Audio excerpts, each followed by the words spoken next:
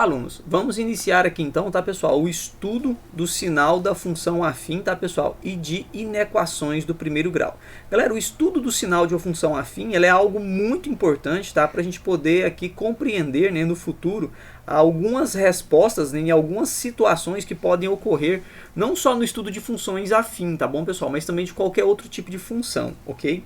Bom, então essa ideia ela é realmente muito importante. Para que a gente compreenda melhor o que significa esse estudo do sinal da função afim, vamos analisar essa seguinte situação. Um comerciante, tá, pessoal, ele gastou R$300 na compra de um lote de maçãs. Beleza, então ele comprou, né, um monte de maçãs aí, tá, pelo valor de R$300, ok? Bom, pessoal, como cada maçã será vendida, ó, cada maçã será vendida, tá, pessoal, por R$2, ele deseja saber quantas maçãs devem ser vendidas, tá, pessoal, para que haja lucro no fim da venda. Bom, galera, vamos entender aqui o seguinte, tá? O que é o lucro? Galera, lucro é aquilo que a gente consegue, né, depois de vender uma certa mercadoria, retirando-se o custo que essa mercadoria teve para a gente, certo? Então, lucro é igual a venda menos o custo. Muito bem. Então, para que eu saiba que nesta situação o que é o lucro, eu preciso conhecer separadamente o que é a minha venda e o que é o meu custo, certo? Bom, pessoal, veja que a venda, né, pessoal, vamos escrever aqui a venda, ela está relacionada, então, tá, pessoal, com a quantidade de maçãs que serão vendidas. Só que primeiro eu não sei nem quantas maçãs foram compradas e não sei nem quantas maçãs serão vendidas. Nesse sentido, tá, pessoal, eu vou chamar aqui de X cada unidade da maçã. X vai representar para a gente, então, cada unidade, tá, pessoal, de maçã. Ok.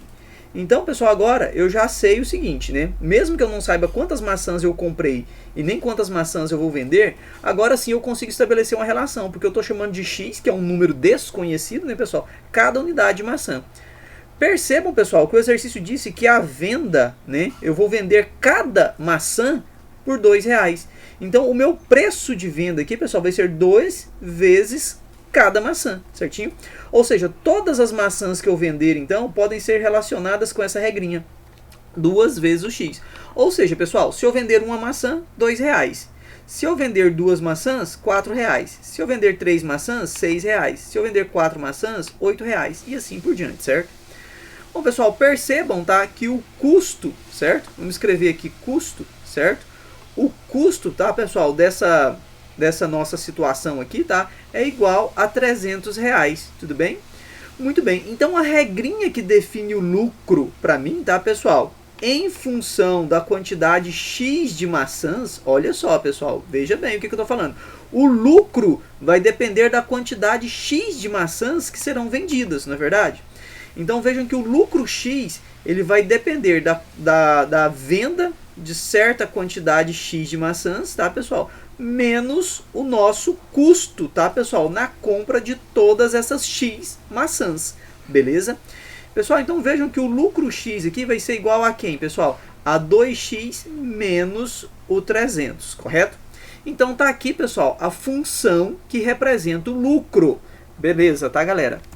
Então vejam que agora, depois que eu entendi o que é a venda, depois que eu entendi do que é o custo, eu consegui estabelecer então, pessoal, a minha regrinha que define o lucro, beleza? Bom, então olha só, galera, de posse dessa informação agora, a gente vai conseguir estabelecer então quantas maçãs eu preciso vender para que haja lucro. Bom, pessoal, o que significa haver lucro? Pessoal, veja o seguinte. O lucro X que eu estou falando aqui então, tá? Quando o exercício fala assim, para que haja lucro, eu preciso que o lucro seja maior do que zero, certo? Vamos entender a seguinte situação, pessoal. Supõe-se que eu tenho aqui um lucro X igual a zero. O que significa lucro X igual a zero, pessoal? Significa o seguinte, né? Que, na verdade, né? Tudo que eu vendi foi somente para pagar os custos em relação à minha maçã. Bom, pessoal, então vejam a seguinte situação. Eu vou ter que pegar toda a minha função aqui, tá, pessoal, que define a situação do lucro, que é o 2x menos o 300. Eu vou colocar aqui, pessoal, 2x menos o 300. E vou colocar aqui, então, pessoal, maior do que zero, certinho? Bom, pessoal, para que haja lucro, então quer dizer que tudo isso aqui tem que ser maior do que zero.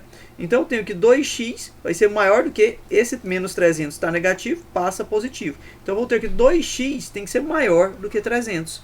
Pessoal, x tem que ser maior do que 300 dividido por 2. O meu x tem que ser maior do que 150. Ou seja, pessoal, eu tenho que vender mais de 150 maçãs para que haja lucro. Beleza? Professor, e se eu vender exatamente 150 maçãs? Vejam, pessoal, que se você vender exatamente 150 maçãs, 2 vezes 150 não vai dar 300? 300 reais não é o que você pagou pelas maçãs? Veja que você não teve lucro, mas também não teve prejuízo, certo? Então, nessa situação aqui, tá, galera? Se você vender exatamente 150 maçãs, significa que você não vai ter nem lucro e nem prejuízo, certo? Bom, você vai estar, né, zerado ali, ok? Agora, se você vender mais de 150 maçãs, aí você começa a ter lucro. Obviamente aqui, pessoal, perceba o seguinte. Se você vender 151 maçãs, 151 vezes 2, né, pessoal? Isso vai dar o quê? 302 reais. Veja, pessoal, que você retirando os 300 reais que você pagou ali, né, pelas maçãs, você começou a ter um lucro, então, ali de 2 reais. Então, quer dizer que o lucro ele só vai acontecer a partir, né, da venda de 150 maçãs. Então, é óbvio também, né, com raciocínio análogo, professor, o que acontece se eu vender apenas 149 maçãs? Meu amigo, se você vendeu apenas 159 maçãs, significa que seu lucro X está menor do que zero. Então é óbvio que se um lucro menor do que zero, na verdade isso representa prejuízo, não é isso? Então lucro menor do que zero, isso não existe. Lucro menor do que zero, na verdade, é prejuízo. Então vendendo menos de 150 maçãs, tá, pessoal? Significa que você tem prejuízo. Então, pessoal, ele deve, tá, pessoal? Ele deve vender, tá, pessoal? Mais de 150 maçãs, tá, pessoal? Para que ele tenha lucro, beleza? Bom, alunos, então o que significa estudar o sinal de uma função afim, tá, galera? Estudar o sinal de uma função afim, pessoal, significa determinar quais são os valores reais de x, tá, galera? Que tornam a nossa função f de x negativa ou positiva, tudo bem?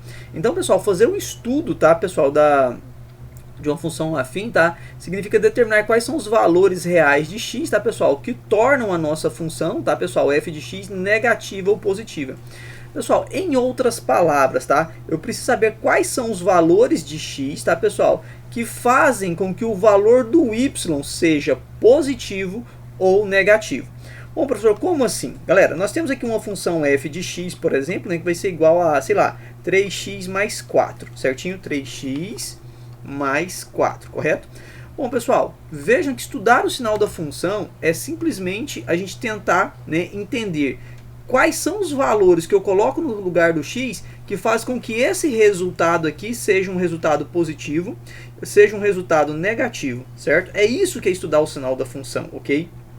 Bom, pessoal, e isso é algo muito importante no estudo de funções, a gente tentar determinar os valores de x que tornam a nossa função, ou nosso y, né, positivo ou negativo, certo, galera?